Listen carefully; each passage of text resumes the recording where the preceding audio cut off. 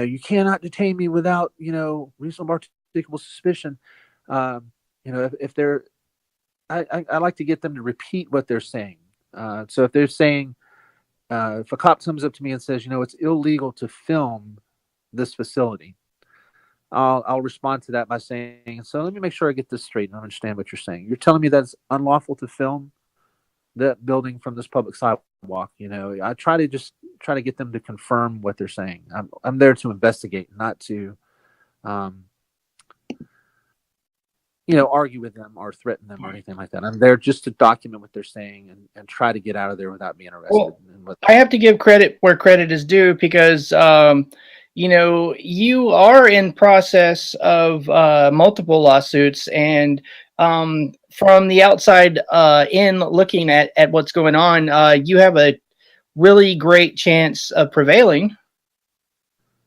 Right, and that's another thing. You first of all, if you get arrested, you don't want the charges to stick. You so you that's just my philosophy. I want to make sure that if I do wind up getting arrested, that it was definitely an unlawful arrest. That I didn't do anything to cause arrest or have any charges stick against me. And then, if it's a bad enough situation, if you do get arrested, and if you do bring a civil lawsuit against them to enforce your civil rights, and that's the whole point of doing a civil lawsuit, is to enforce your civil rights and hopefully establish that these cops can't just get away with this. They can't just do this whenever they feel like it. They can't just go out there and arrest people and say, well, you can beat the charges, but you can't beat the right, is one of the favorite things I like to say. I want to establish that they are at risk when they violate people's right. They are at risk when they put you in jail just because they are angry with you and you hurt their feelings, or you're not in compliance with their ego. So that's part of what I want to establish, and that's part of enforcing our rights and making sure that these cops respect our rights to document what they're doing and film what they're doing. And Well, that's really great information, and I'm just awesome. It's awesome to hear that you're so concise on how and able to explain your modus operandi. I have to do some quick shout outs to people in the chat. First of all, I have to tell people that I am sorry, but I'm on a laptop and I have a really small screen, so I will give shout outs to people that said hi in the chat. King9 will not return. Thank you as always, man. Your support means the world to me. Let's see here. Justin Antitheist, he's another guy that does some really great work on the internet, and he had some stuff to say. When I was talking about the Southern Poverty Law Center defining me as a potential violent right-wing group, Justin, it's this weird thing. Like SPL will go after people on both the left and the right and label them as potentially a terrorist, and it's odd and scary at the same time because the FBI actually goes off of what SPL says quite a bit more often than not. What else is Justin saying? Keith of Patriot War Area Media was interviewed by the FBI the other day. Apparently, the FBI is watching people who show up to film Antifa rallies. They didn't care that Keith was beaten badly. Here's my thoughts, Justin. I know you're, and rightly so. I think that I know you're very anti-Antifa in the area that you live in. You're in California. You're right by Berkeley. By any means necessary, and a lot of the Antifa folks that come out of Oakland, California, are more of the militant ilk. They're more willing than Antifa groups in other places to engage in violence. So I understand, Justin, your reactions to these things, but I have to tell you that my thoughts is that the alt-right and Antifa are being honeypotted against one another.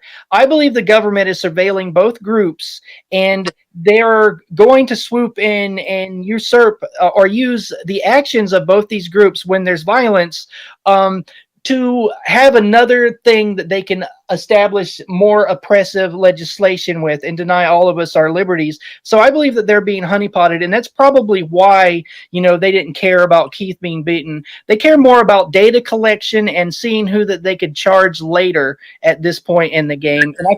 I find it really disheartening that the right and the left are being pulled apart, and balkanization and counterinsurgency.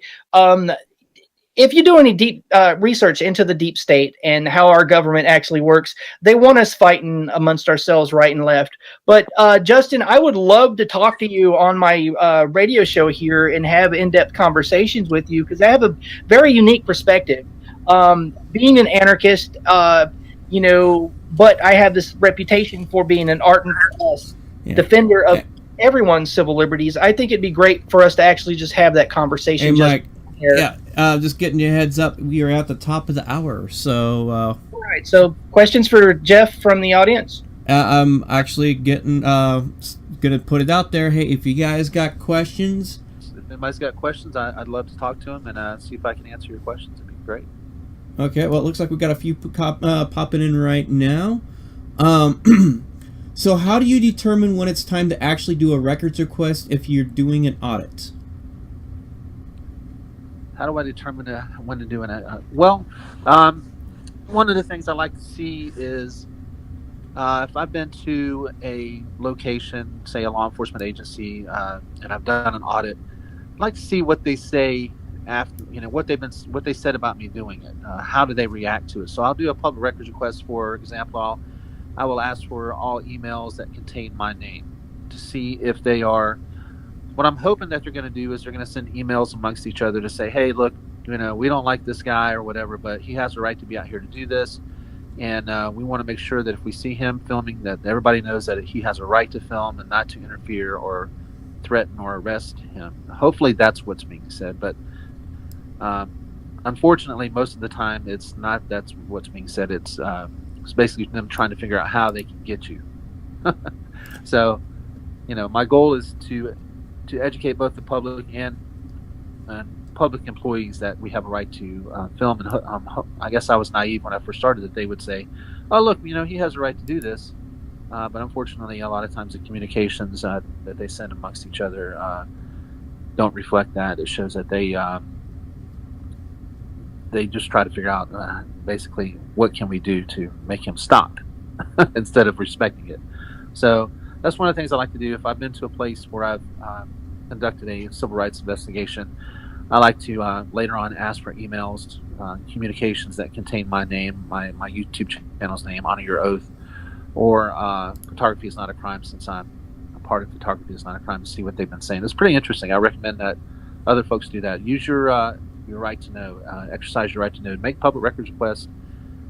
That's really interesting. And then a lot of times what it'll do is it opens up other little things. You're seeing a communication where they've shared your video, or they've used your video as a briefing in a law enforcement agency, or so you start making requests for the log of that meeting to see who was there to watch the video and things like that. It's pretty interesting. Public records is a really interesting way to get into. It's part of what we do. Yeah, that question was from News Now Tennessee. I'm filled another question from Aiden Umferson. Asked Jeff what his most unlawful arrest or what arrest bothered him the most. And he states that he believes your BCSO task force arrest or Orlando PD. I'm not sure if that's supposed to be a question or not, because they didn't add a punctuation at the end of that. So who was that again? That was Aiden Umferson. That's from Mike Bluehair's channel. Okay, I kind of agree with you, Aiden, if that's how you pronounce your name. Hopefully I'm doing it right. But the Bradford County Sheriff's Office arrest was, that one was the most upsetting to me, because it was a situation where I was on my way back from Miami, where I had just met with Carlos Miller, where he officially made me a part of Photography is Not a Crime. He made me the editor at the time. But I was just officially a part of Photography is Not a Crime, and we just got off that exit, I think, on the way back to Jacksonville from Miami, and I saw this traffic stop, and I just wanted to film the traffic stop to get some B-roll footage and basically go home. And these guys were they were real jerks. They were threatening to I guess what really upset me the most about that arrest was they were threatening to arrest my wife as well. They were threatening to put my daughter in juvenile hall, and just being really, really nasty. Those two task force agents, Brian Stoll and Ben Erskine, but specifically Brian Stoll. He was a real jackass, and currently involved in a lawsuit with them, suing them over that arrest. Oh, it looks like you've been busy while you haven't really been active on YouTube then. Right. Okay, another question from News Now Tennessee. This is actually a continuation from his other one. I didn't realize it was actually he didn't ran out of spots. I had an agency get upset about out on the radio that they thought they recognized me and followed me, but they thought I got into a different vehicle and they stopped that vehicle. Good case to put records, and that's in reference to his follow up to his first question. Okay, so what is the question there? They basically followed another vehicle and stopped it because they thought it was him. Yeah, and he's wondering if that's a good time to go and look up the records for that case incident. Yeah, what I would do is I would ask for the following things. I would ask for the radio traffic related to that arrest or that traffic stop. I would ask for the CAD reports, and that's the computer communications, whatever they had on the computer communications, the radio traffic, and any written reports to find out just more information about what happened. They shouldn't be stopping somebody anyway. If all he was doing was filming in public, they shouldn't be stopping anybody.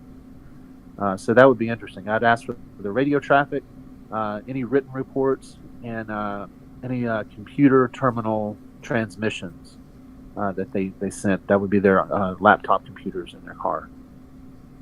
I never thought about asking for transmissions from the laptop, but yeah, that's actually a smart idea. And I'm making all these suggestions based on the public records law in Florida, which is we have a really good public records law, but in actual practice, a lot of times, these agencies, they just don't comply, they just don't care. What are you going to do? Sue them? And so you have to sue them. And then when you sue them, what they do is they call you a serial litigator, and try to make you out to be the bad guy, but that's just par for the course. Yeah, there's this term called paper terrorist, where they're actually trying to get into that a little bit, Jeff, because they're actually trying to say that people that bother to sue them when they usurp their rights are somehow engaging in criminal terrorist activity for taking it to the courts.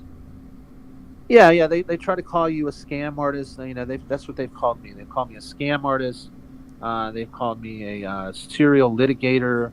They claim that I intentionally tricked them into breaking the law, set them up. It's guerrilla tactics.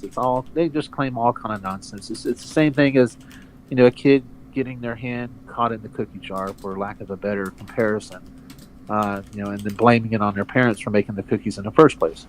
But that's just part of what they do. If you're going to play this game, then that's part of the game that you got to play and put up with and tolerate.